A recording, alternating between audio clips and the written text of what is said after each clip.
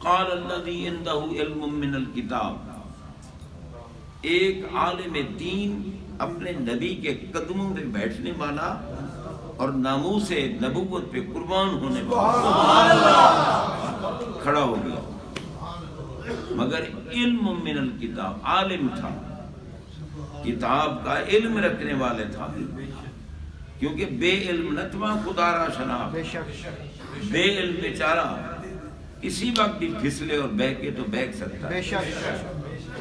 جیسے کسی نے کہہ دیا کہ امام حسین علی مقام جب شہید ہو رہے تھے تو آپ نماز کی حالت میں نہیں تھے، سجدے کی حالت میں نہیں تھے، کیونکہ نماز اور سجدے کے لیے وضو کا ہونا ضروری ہے، اور حسین کو اس وقت وضو نہیں تھا۔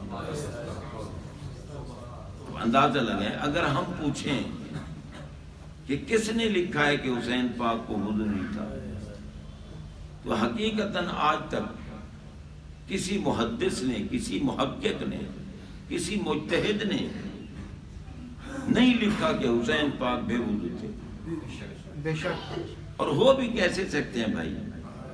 آپ دیکھیں، بے وضو ہونا یہ بھی ایک نقص ہے، کمال نہیں ہے کہ جناب یہ بڑا کامل ہے، کیوں کہ جی وضو نہیں کرتا، تو بے وضو کامل تو نہیں ہو سکتا نا، بے وضو تو نقص ہے۔ اور اعلیٰ حضرت فرما رہے ہیں کہ تیرے تو وصف عیب تناہی سے ہیں بری، حیران ہوں میرے شاہ کے کیا کیا کہوں۔ آقا آپ کی ذات و صفات میں تو اتنا عیب بھی نہیں، اتنا نقص بھی نہیں کہ کوئی آپ کی تعریف کرتے کرتے ختم کر دے کہ اب محبوب کی تعریف ختم ہو گئی ہے۔ یہ انتہا کا عیب آپ کی ذات میں نہیں ہے، ساری کائنات آپ کی تعریف کرنے کے لیے تیار ہو جائے، کرتے کرتے یہ سب ختم ہو جائیں گے، مگر آپ کی تعریف کا تو پہلا باب بھی کھلا نہیں۔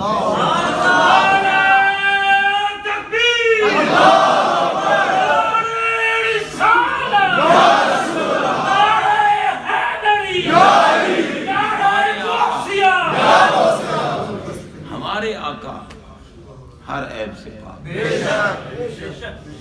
جو ہر عیب سے پاک نہ مانے وہ مومن نہیں ہے، کیونکہ ہم اپنا ایمان ظاہر کرنے کے لیے یہ پڑھتے ہیں کہ محمد الرسول اللہ، اور محمد صلی اللہ علیہ وسلم اس ذات کو کہتے ہیں جس میں عیب نہیں، اور بے وضو ہو جانا عیب ہے۔ اور سرکار ماتے ہیں کہ حسین منی و آنا من حسین، احب اللہ من احب حسین، حسین سبت من الاسباب، فرمایا بڑی شان بڑی عظمت والا حسین مجھ سے ہے اور میں حسین سے ہوں۔ اب اندازہ لگائیں اس کا مفہوم کیا ہے، کیا بیان فرمانا چاہتے ہیں ہمارے آقا؟ فرمایا کہ حسین مجھ سے ہیں اور میں حسین سے، کیا مطلب؟ کالشیء الواحد، کہ حسین اور میں ایک چیز،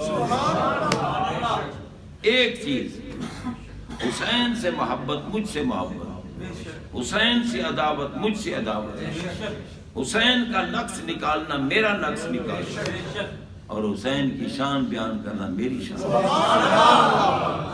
اب میں آپ سے پوچھتا ہوں کہ بے وضو ہو جانا یہ نقص ہے یا کمال ہے؟ نقص ہے، کیونکہ وضو جس کا ٹوٹ جائے تو فقہا نے لکھا ہے کہ اسے حد سے اصغر لاحق ہو گئی، حد سے ناپاکی کو کہتے ہیں۔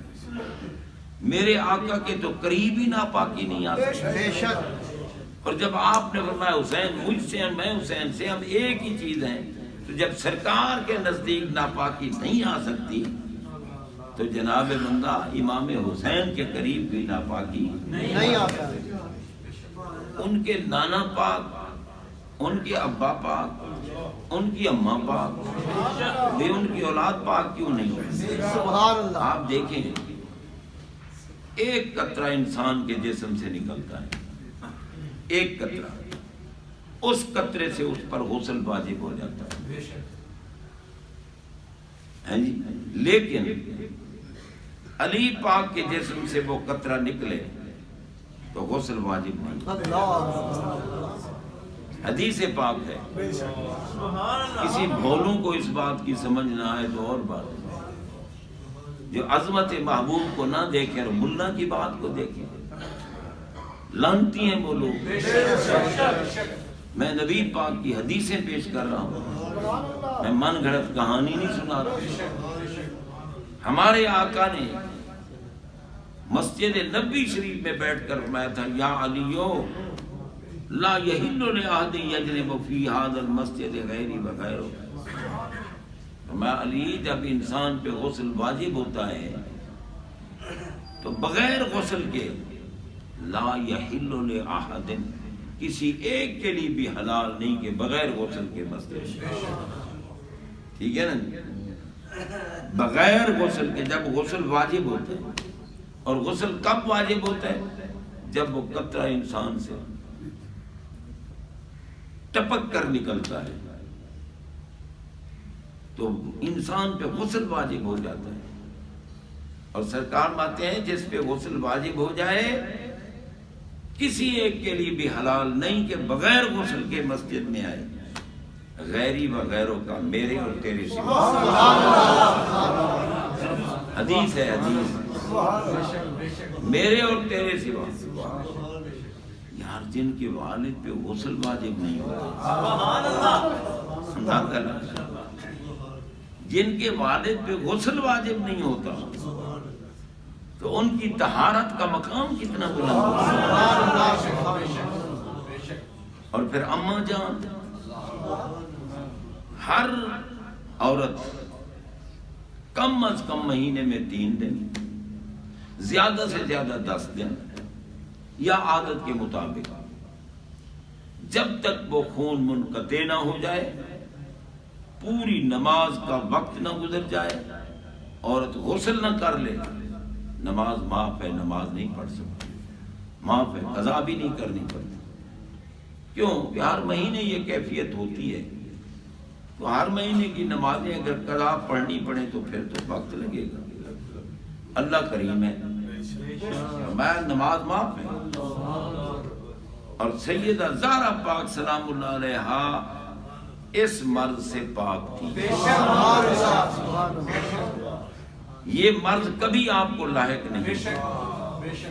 پھر جب بچہ پیدا ہوتا ہے تو عورت 40 دن گزارنا پڑتا ہے.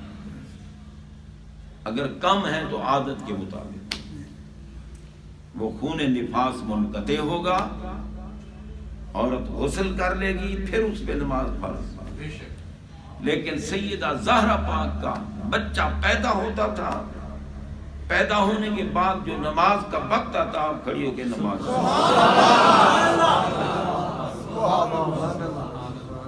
نہ ابا کو ناپاکی لاحق ہوئی, نہ اماں کو ناپاکی لاحق ہوئی, حسین پاک کو کیسے ناپاک ہے؟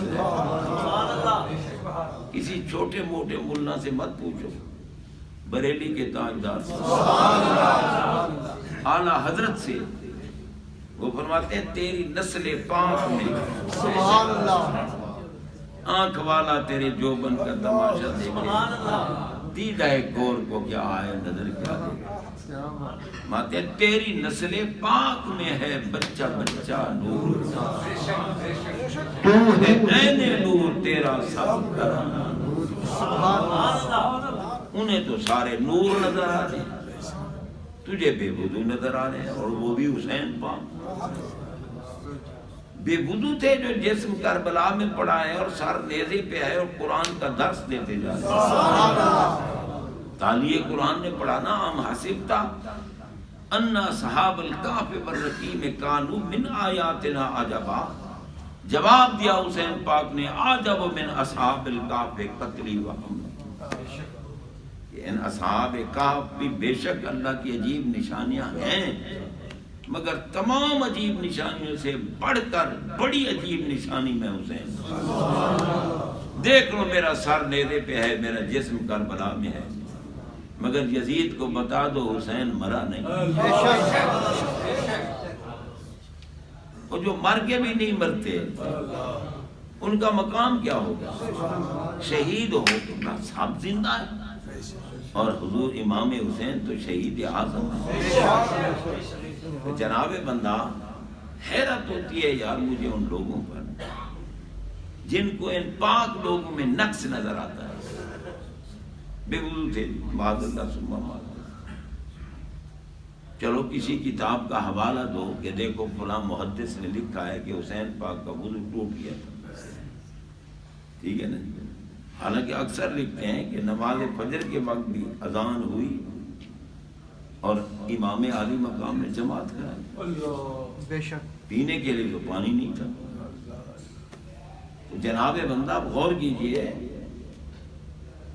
یہ امام حسین عالی مقام کے بیٹے کا نام ہے غوث اعظم.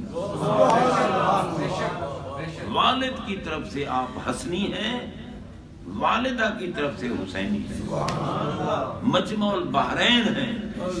حسن کے کمالات بھی غوث اعظم میں ہیں, حسین پاک کے کمالات بھی غوث اعظم میں ہیں. تو یار بتاؤ جن کے جد امجد کا کوئی نقص نکال کے بیان کرے غوث اعظم اس پہ خوش ہوں گے؟ غوث اعظم تو کان پکڑوا کے اس کو چھتر لگائیں گے. اور مزہ آئے گا جب میدان حشر میں ملا جی چھتر کھا رہے ہوں گے نا. دنیا کہے گی کمال ہے یار, ہم تو تجھے ولی سمجھتے رہے, تو چھتر کھا رہا ہے. یہ کیا ہو گیا؟ جناب آرام سے وہ ہوں گے جو میرے نبی کے صحابہ کی بھی عزت کرتے ہیں, اہل بیت کی بھی عزت. اہل بیت کی عزت تو صحابہ پر بھی واجب ہے, صحابہ پر بھی واجب ہے. اہل بیت اطہار کی عزت کرتے بھی تھے, وہ کرتے بھی تھے عزت. تو جناب بندہ حضور غوث اعظم رضی اللہ تعالیٰ عنہ کی بڑی شان ہے. انشاءاللہ پھر آپ کی مزید باتیں زندگی رہی تو اگلے جمعہ عرض کریں گے. وآخر دعوانا